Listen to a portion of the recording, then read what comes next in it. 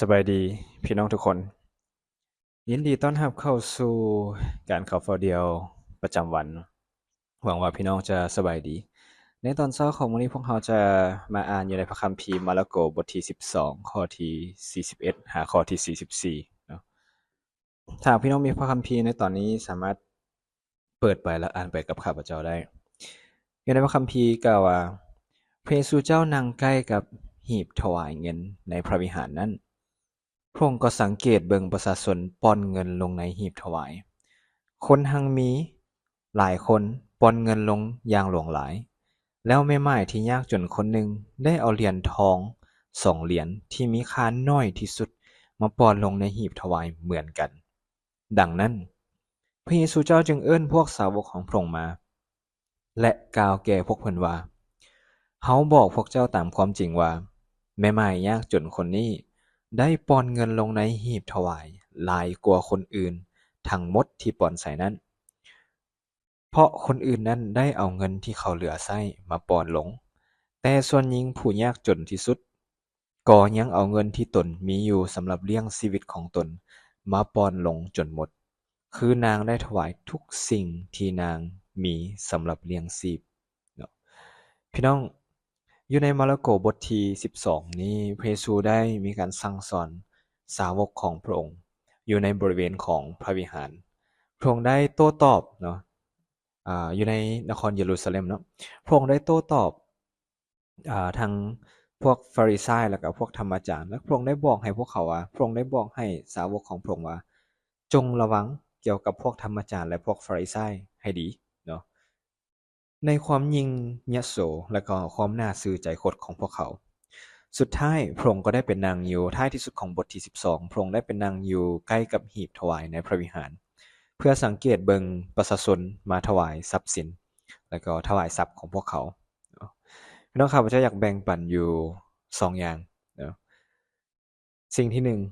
1คนหังมีและเงินที่หลวงหลายในข้อที่41กล่าวว่าคนหังมีหลายคนเนาะก็ได้ปอนเงินจำนวนหลวงหลายเนาะเมื่อพี่น้องอ่านมาอยู่ที่นี้แล้วเขาได้บอกว่าก็น่าจะถึกแล้วเนาะแม่นบ่คนเมื่อพวกเราฟังมาก็คนหังมีหลายคนที่มีหลายคนหั้งมีหลายก็ปอนลงใส่หลายคนที่มีน้อยก็ปอนลงใส่น้อยแม่นบ่แต่ว่าเมื่อเรามาเบิ่งแล้วก็สังเกตเบิ่งดีๆว่าในข้อที่44แต่คนหั้งมีนั้นได้เอาเงินที่เขาเหลือใช้มาปอนลงพี่น้องเราสังเกตเห็นสิ่งนี้บ่ว่าพวกเขาหั้งมีก็จริงแต่ว่าพวกเขาเอาเงินที่เหลือใช้ของพวกเขานั้นมาถวายหรือเอาเงินที่เหลือใช้ของพวกเขานั้นมาปอนลงใส่หีบถวายทรัพย์ของพระวิหารเนาะถึงแม้ว่าพวกเขาจะปอนลงหีบพระวิหารก็ตามแต่พวกเขาก็ยังมีเงินอย่างหลวงหลายที่จะใช้จ่ายเนาะเพราะฉะนั้นเราจึงเห็นว่าสิ่งเหล่านี้แสดงให้เห็นถึงการเสียสละที่บ่เต็มทีและบ่เต็มส่วนความไว้วางใจที่บ่เต็มส่วนในพระเจ้าพวกเรามาสังเกตถึงคนหังมีแล้วก็สถานะเนาะสถานะของคนหังมีนำกันเนาะคนหังมีสถานะทางสังคมมีสวัสดิการมีการยอมรับมีเกียรติยศมีบ่อนนั่งดีๆแต่ผู้ที่พระเยซูกล่าวถึงนี้พวกเขาบ่มีหัวใจในการเสียสละและไว้วางใจพระเจ้าเนาะเพราะว่าพวกเขาเอาเงินที่เหลือเท่านั้นมาถวายให้กับองค์พระผู้เป็นเจ้าบ่แม่นทั้งหมดที่พวกเขามีแล้วมาเบิ่งสิ่งที่2แม่ไม้ทุกข์จนและเงิน2เหรียญทองแดงเนาะสิ่งที่1แม่นคนหั้งมีและเงินหลวงหลายตัวที่2แม่ไม้ทุกข์จนและเงิน2เหรียญทองแดงในข้อที่42แม่ไม้ทุกข์จนได้เอาเงินที่มีค่าน้อยที่สุด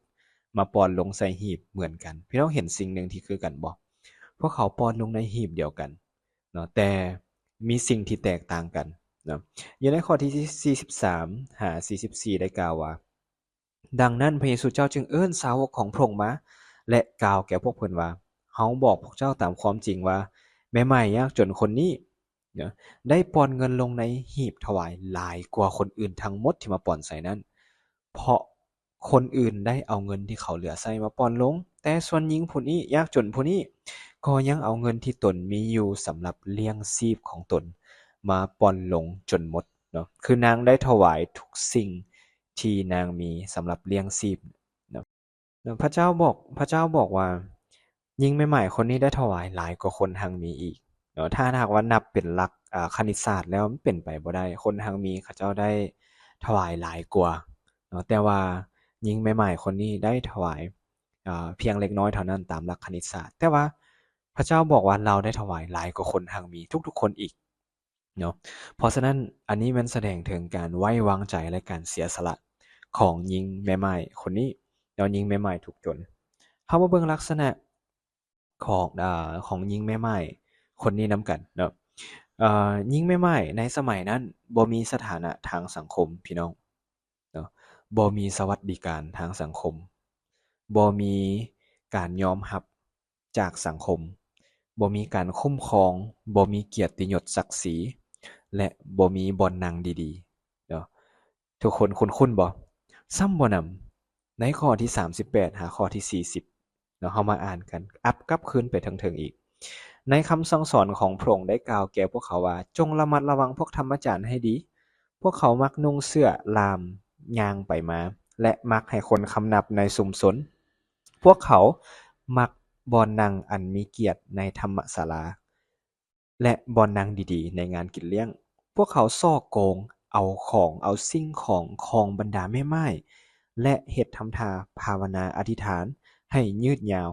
คนพวกนี้จะถูกโทษหนักที่สุดพี่น้องเห็นสิ่งไหนบ่พวกธรรมจารย์เนาะและก็พวกฟาริสัยบ่แม่นเพียงแต่เท่านั้นเขาเจ้ายังโกงเงินของแม่ไม้พร้อมเนาะแม่ไม้เนาะถูกโกงเงินอีก เพราะฉะนั้นพวกเขาด้อยกว่าเนาะทุกสิ่งทุกอย่างบ่ว่าจะเป็นสถานะทางสังคมหรือบ่ว่าจะเป็นความหังมีที่พวกเขามีแต่ว่าสิ่งหนึ่งที่หญิงแม่ไม้นั้นมีคือเราได้ถวายทั้งหมดที่เรามีเงิน2 เหรียญทองแดงนั้นแม่นค่าแรงขั้นต่ำที่สุดของการเฮ็ดเวียกต่อวันในสมัยนั้นพี่น้อง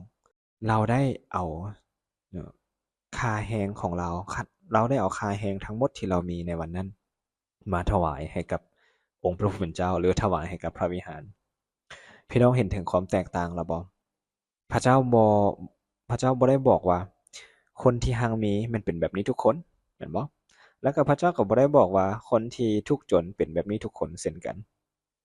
พระเจ้าบ่ได้สั่งคนที่หังมีและรักคนทุกข์จนหรือสั่งคนทุกข์จนและรักคนหังมี แต่พระเจ้าซี้ให้เห็นถึงหัวใจแห่งการอุทิศตน